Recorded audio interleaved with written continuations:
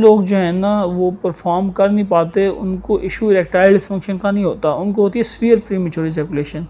तो इन दोनों चीज़ों में जो फ़र्क है, जो फ़र्क करने वाला टेस्ट है वो है पेनाइल डॉपलर टेस्ट, जो कि मैं करता हूँ, ठीक है। और इससे फ़र्क पता चल जाता है कि एक बंदा अनएबल टू परफॉर्म है, क्या ये सीवियर इरेक्टाइल डिसफंक्शन है या सीवियर प्रीमेच्योर इजैकुलेशन है। बहुत से ऐसे केसेस देखे हैं जो इनको इरेक्टाइल डिसफंक्शन बिल्कुल नहीं होता और लेकिन सीवियर प्रीमेच्योर इजैकुलेशन होती है। तो कन्वेंशनल मेडिसिन से ठीक नहीं होती, लोग इसको एंटी डिप्रेसेंट से ठीक करने की कोशिश करते हैं, कोई प्रोक्सिटीन दे देता है, कोई सर्ट्रालिन दे देता है। तो ये प्रोक्सिटीन, सर्ट्रालिन या एसिटाइलोप्राइम से ये प्रीमेच्योर इजैकुलेशन ठीक नहीं होती, इसके लिए स्पेसिफिक ड्रग्स होती हैं और जब तक वो ना दी जाए पेशेंट को प्रीमेच्योर इजैकुलेशन ठीक नहीं होती। तो कहने का मकसद ये है कि इन दोनों के अंदर डिफ्रेंशिएट करना बहुत ज़रूरी है, इनके अंदर फ़र्क करना बहुत ज़रूरी है। हर वो बंदा जो अनएबल टू परफॉर्म होता है, जिससे कुछ हो नहीं पाता, लाजमी नहीं है कि उसके अंदर मर्दाना कमज़ोरी हो। 50% में मर्दाना कमज़ोरी होती है और 50% ऐसे लोग होते हैं जिनके अंदर सीवियर किस्म की प्रीमेच्योर इजैकुलेशन होती है।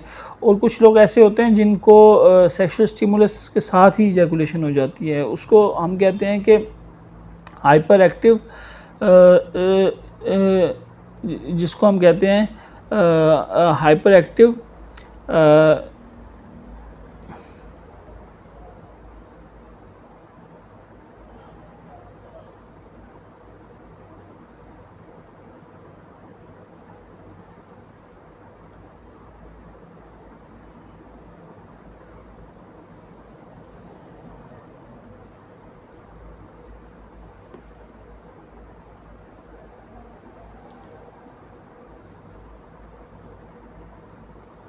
जिसको हम कहते हैं hyper active ejaculatory excitability. Hyper active ejaculatory excitability ये कई लोगों में होती है जो कि बहुत माइनर से स्टिमुलस से इजैकुलेट हो जाते हैं, बहुत थोड़ा सा स्टिमुलस मिलता है और वो इजैकुलेट हो जाते हैं।